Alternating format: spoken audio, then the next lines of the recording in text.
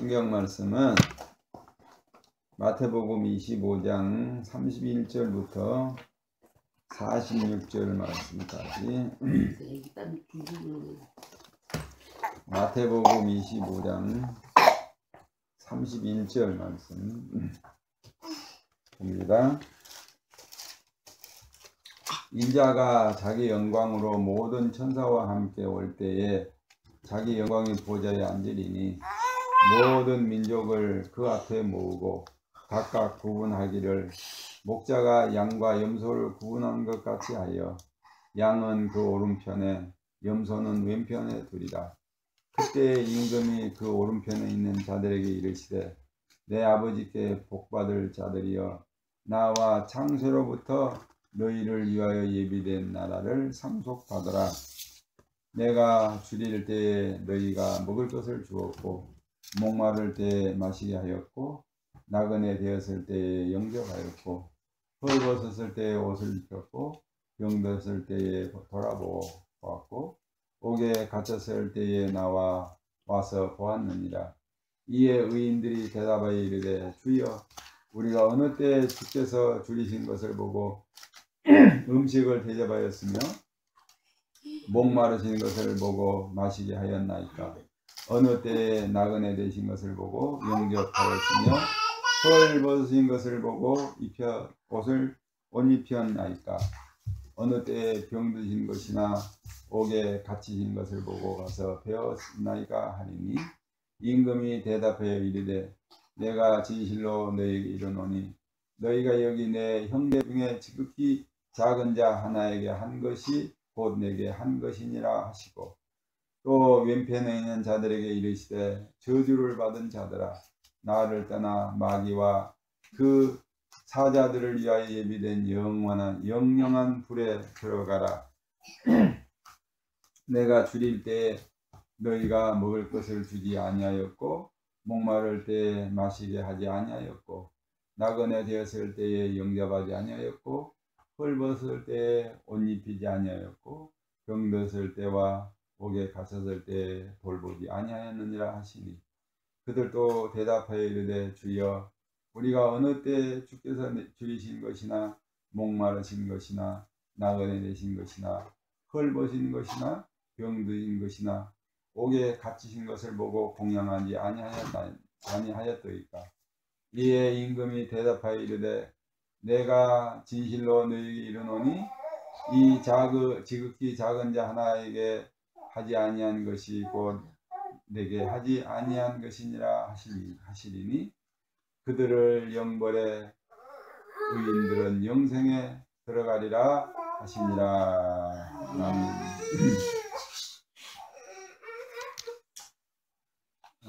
우리가 이제 마태복음에 있는 그 세 개 비유를 마지막으로 이제 살펴보게 됐죠. 이 마태복음 25장에는 세 개의 비유가 있죠. 열처녀 비유, 또 달란트 비유, 그리고 오늘 우리가 이제 살펴볼 양과 염소의 비유, 이렇게 세 개 비유로 되어 있어요. 그런데 우리가 좀 구분을 해야 할 게 있어요. 뭐냐면은 앞에 그 두 비유인 열처녀 비유하고 달란트 비유는 예수님 재림 때, 재림 전, 그리고 재림 때 일어날 일에 대한 비유예요. 그런데 여기 지금 양과 염소의 비유는 예수님이 재림하신 후에 있을 일에 대한 비유라는 거죠. 그러니까 뭐냐면은 영원한 하나님 나라에 들어가는 것에 대한 비유다 이런 거죠. 31절을 보시면 우리가 그걸 확인할 수가 있죠. 예수님께서 자신이 재림하신 후에 영광의 보좌에 앉으실 일에 대해서 말씀을 하죠. 그래서 31절에 인자가 자기 영광으로 모든 천사와 함께 올 때에 자기 영광의 보좌에 앉으리니 말씀하죠. 이 말씀을 보면 예수님이 천사와 함께 오신다는 것인데 이건 이제 예수님의 재림을 말씀하는 것이고 그 다음에 영광의 보좌에 앉으신다는 그런 말씀이 있죠. 이 보좌에 앉으신다는 것은 뭐냐면 우리가 이제 흔히 말하는 백보자 심판 혹은 최후의 심판에 대해서 예수님이 말씀하신 거죠. 예수님이 영광의 보좌에 앉으신다고 하신 이 말씀이 바로 심판장이 되셔서 모든 인간들을 심판하실 그런 재판장의 자리에 앉으신 주님의 모습을 이렇게 지금 말씀한 거죠. 우리가 이제 그 요한복음 5장 22절에서 이걸 확인할 수 있죠. 요한복음 5장 22절에 아버지께서 아무도 심판하지 아니하시고 심판을 다 아들에게 맡기셨다. 이는 모든 사람으로 아버지를 공경하는 것 같이 아들을 공경하게 하려 하십니다. 아들을 공경하지 아니하는 자는 그를 보내신 아버지도 공경하지 아니하느니라. 내가 진실로 너희에게 이르노니 내 말을 듣고 또 나 보내신 이를 믿는 자는 영생을 얻었고 심판에 이르지 아니하나니 사망에서 생명으로 옮겼느니라. 이렇게 말씀하죠. 거기 22절에 아버지께서 심판하시는 일을 하시지 않고 그 심판을 아들에게 맡기셨다. 그 다음에 이제 고린도 후서 5장 10절에도 이제 같은 말씀이 있죠. 고린도 후서 5장 10절에 이는 우리가 다 반드시 그리스도의 심판대 앞에 나타나게 되어 각각 선악간에 그 몸으로 행한 것을 따라 받으려 함이라. 그리스도의 심판대 앞에 우리 모두가 다 서게 될 것이다.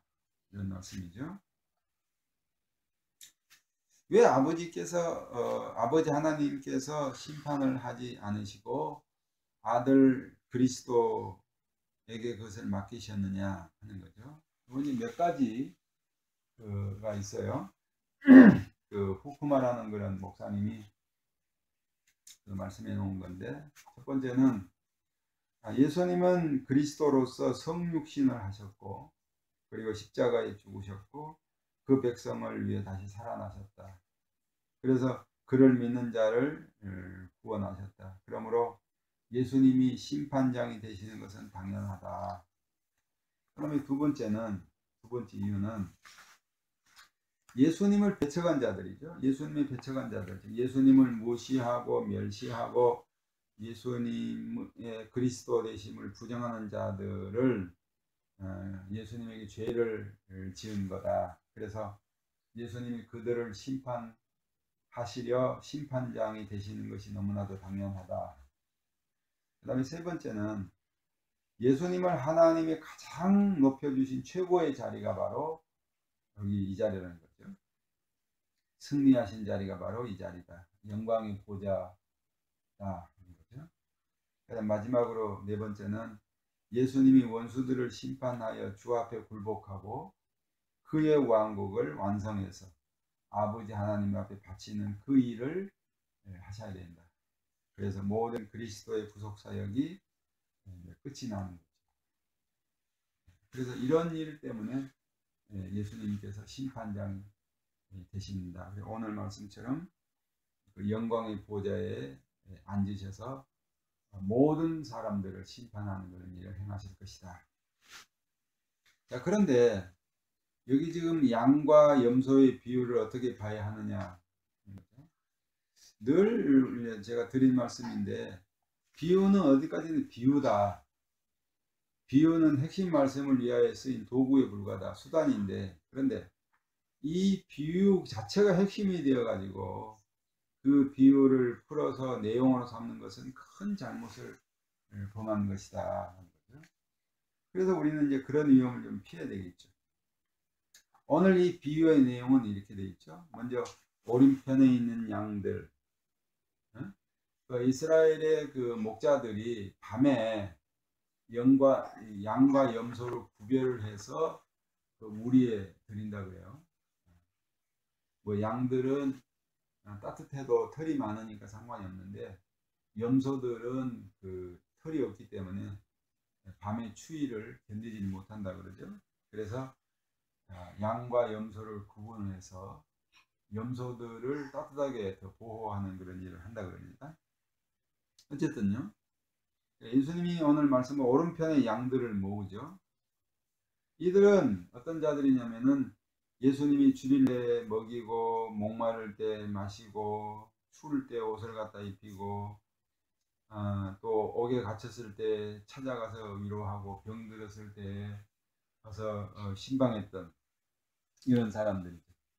근데 이제 반대로 왼편에 있는 염소에 속한 사람들은 어떤 사람이냐면, 주님이 줄일 때 먹이지 않았고, 먹을 걸 주지 않았고, 목마를 때 물을 주지 않았고, 역시 옷도 주지 않았고, 감옥에 갇혔을 때 찾아가지도 않았고, 병들었을 때 역시 찾아가지 않았던 사람들이죠. 주님의 말씀에 의하면 이 행위는 형제 중에 작은 자를 에게 하는 일이었다. 즉 보호자가 없는 자를 말하죠. 보통 고아와 과부 이런 사람들을 말하는데, 소외된 자들, 그러니까 그리스도 안에서 소외된 자들, 그들을 돌봐주는 것이 곧 주님께 행한 일이었다. 그리고 그 행위로 인하여서 그들이 하나님 하늘나라에 들어가게 된 것으로 그렇게 지금 주님이 말씀하고 있죠.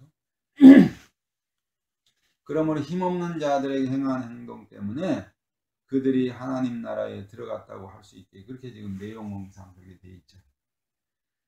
자, 그런데 반대로 염소에 속한 사람들은 예수님에게 행한 일들이 곧 형제에게, 소자에게 행하지 않는 일이 된 거죠.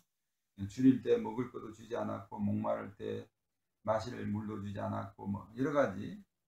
이건 다시 말해서 주님을 외면하는 그런 행동이 된 거죠.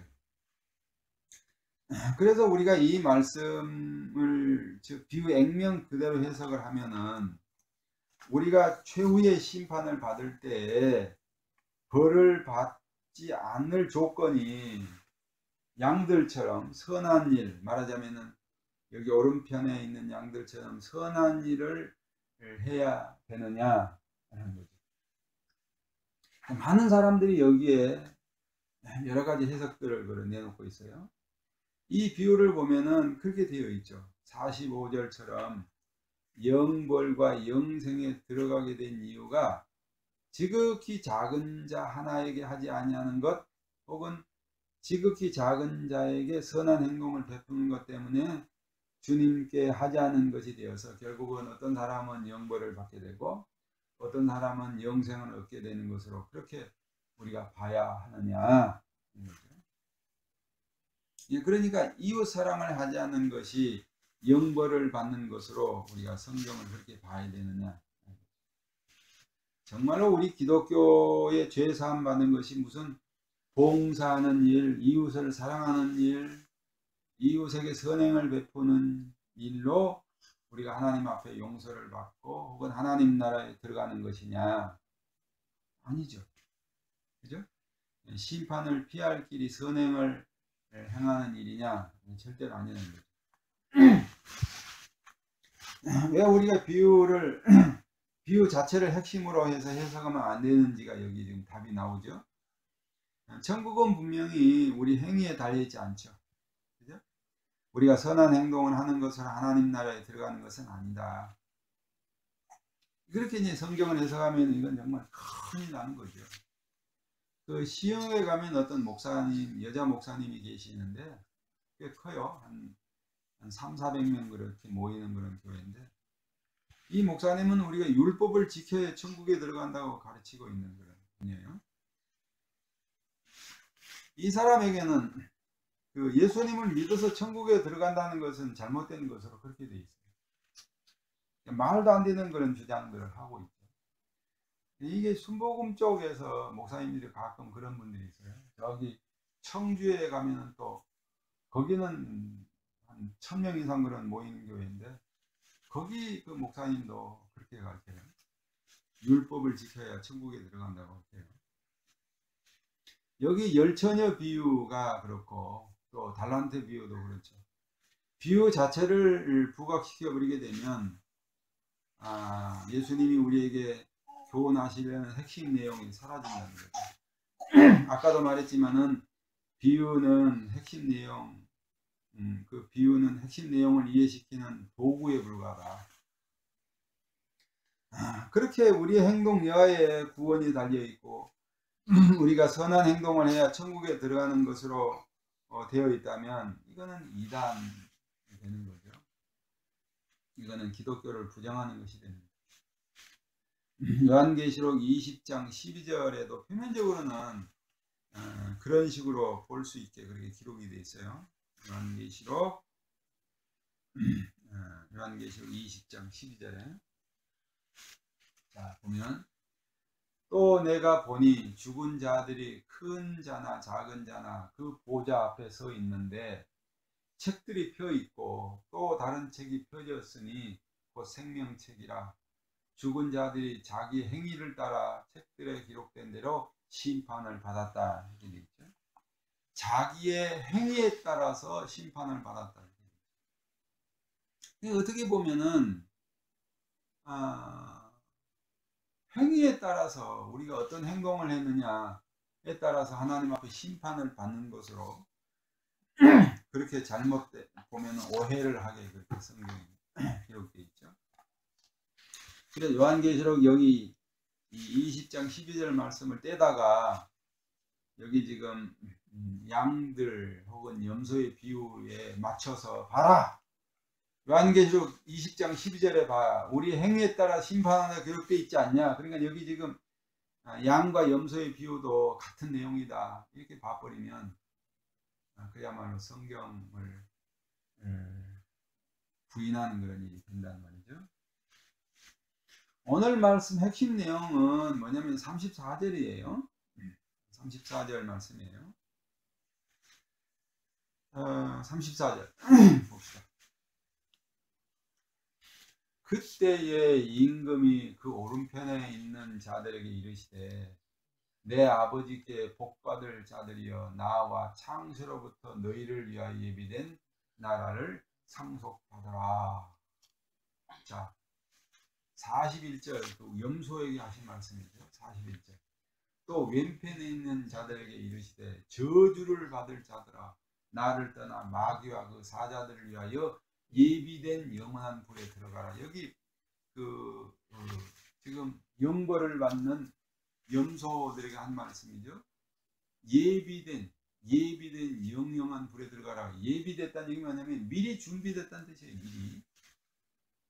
그러니까 34절에 그 염소들에게 예수님 하신 말씀 보면 내 아버지께 복받을 자들이여 나와 창세로부터 너희를 위하여 예비된 나라를 상속받아라. 같은 말이죠.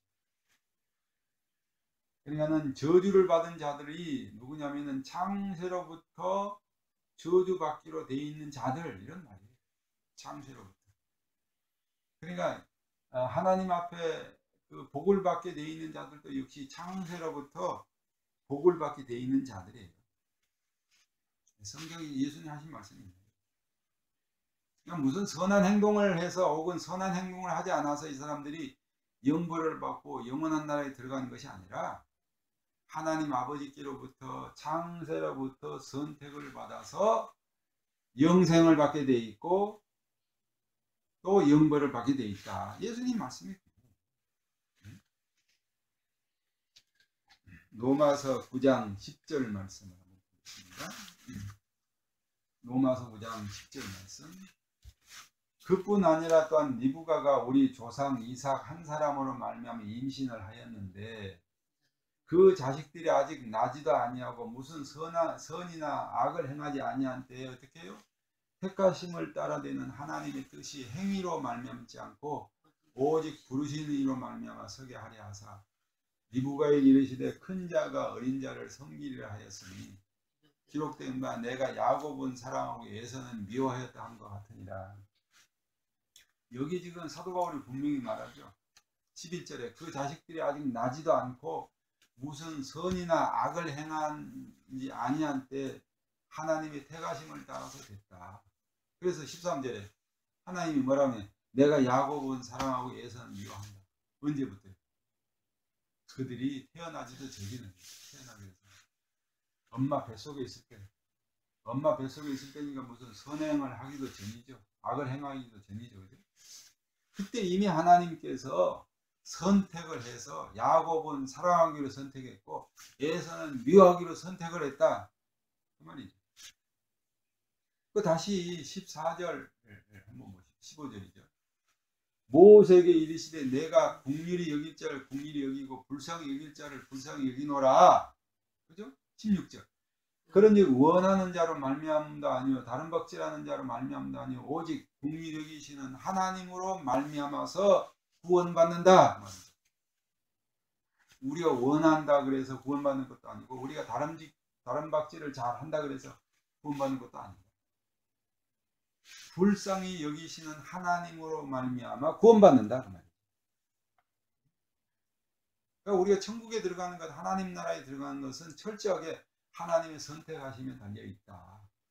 사도바울 얘기해요. 그러므로 여기 양들은 하나님이 창세 전에 이미 선택을 해서 은혜를 입은 자들이다. 왜요? 이 세상의 인간들은 모두 다 죄로 타락하여 그 마음이 부패되어 있다. 그런 마음에서 작은 자들을 돌보고 마치 자기처럼 여기면서 살 자는 없다는 거죠.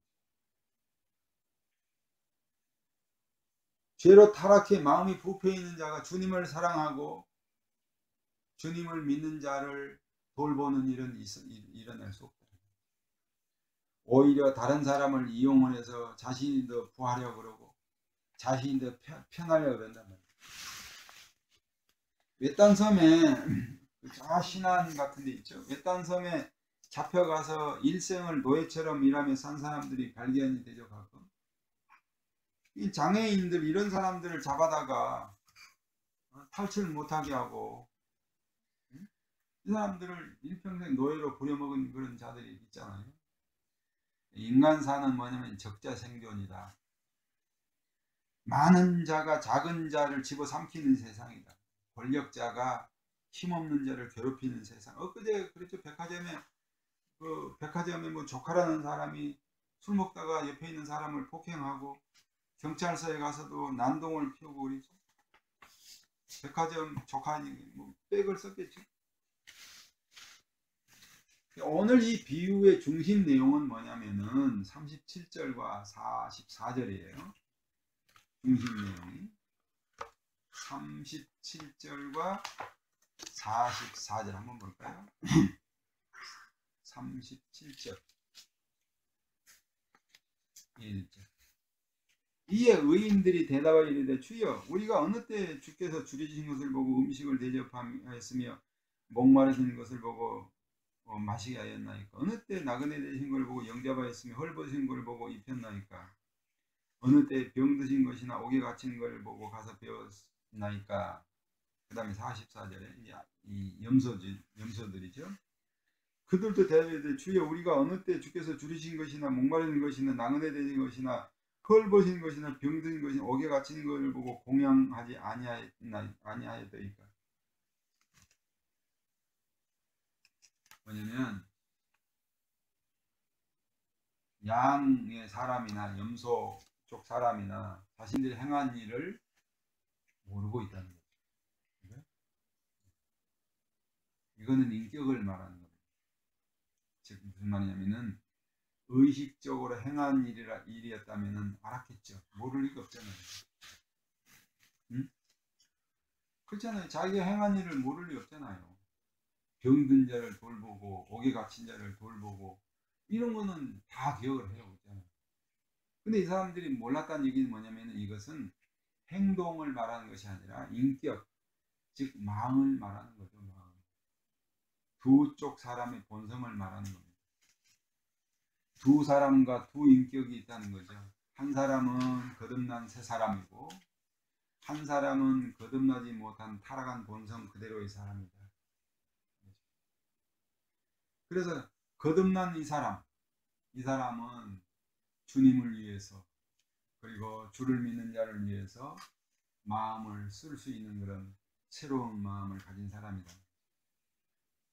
그러므로 우리 인간은 하나님의 긍휼을 입어서 그 마음이 새 마음으로 새롭게 태어나지 않으면 착한 행동을 할 수가 없다.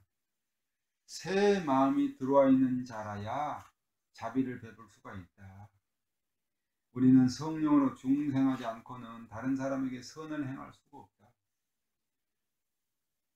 의리하고 도덕적인 행위는 달라요. 근본적으로 하나님의 사람으로 태어나지 않으면 안 된단 말이죠.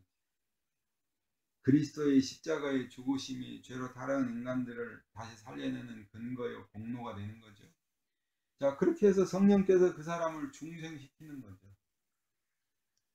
우리가 다르게 볼 것이 없습니다. 하나님께로부터 새롭게 태어난 사람만이 이렇게 선한 행동을 베풀 수가 있고, 그것이 본성이다. 본성.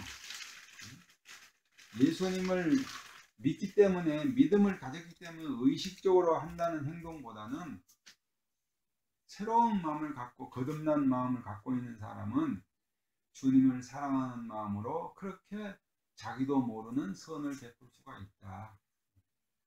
자, 여기 로마서 12장을 한번, 로마서 12장 1절 보면은, 그러므로 형제들아 내가 하나님의 모든 자비하심으로 너희를 권하노니 너희 몸을 하나님이 기뻐하시는 거룩한 산제사로 드리라. 이는 너희가 드린 영적 예배니라. 너희는 이 세대를 본받지 말고 오직 마음을 새롭게 함으로 변화를 받아 하나님의 선하시고 기뻐하시고 온전하신 뜻이 무엇인지 분별하도록 하라. 내게 주신 은혜로 말미암아 너희 각 사람에게 말하노니 마땅히 생각할 그 이상의 생각을 품지 말고 오직 하나님께서 각 사람에게 나눠주신 믿음의 분량대로 지혜롭게 생각하라.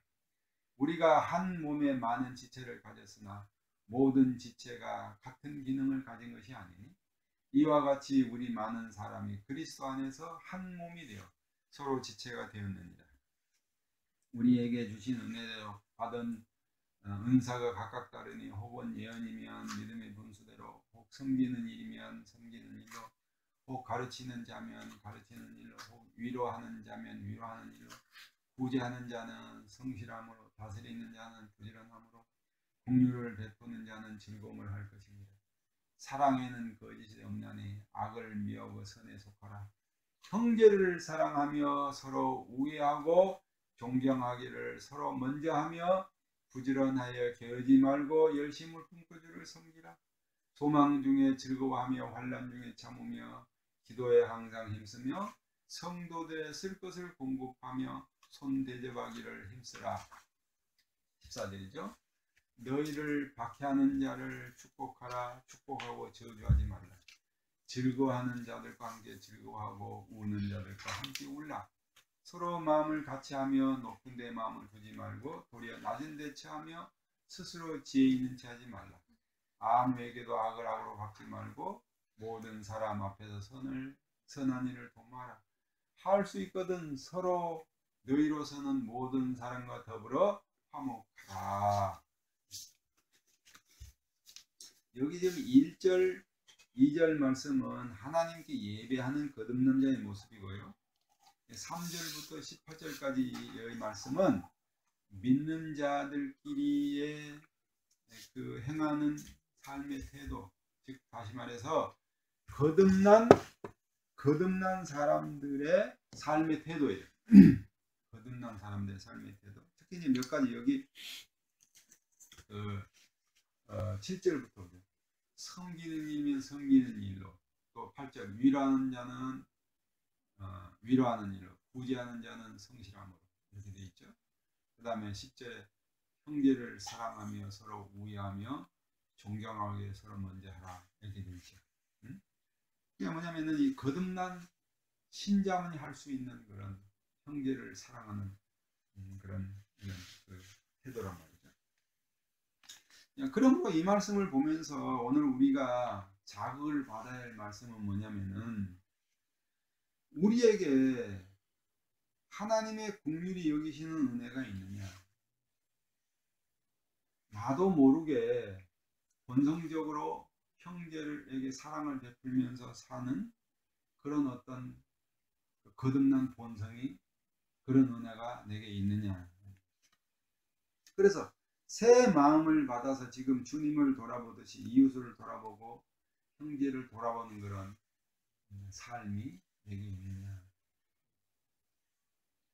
예수님이 여러 가지로 말씀한 것처럼 즐거워하는 자들과 함께 즐거워하고 우는 자들과 함께 울고 마음을 높은 데 두지 않고 서로 화목하면서 사는 그런 본성을 내가 가지고 있느냐. 이 중생한 새 마음, 이런 새 마음이 있다면 그 사람이 바로 선택받은 하나님의 사람이다.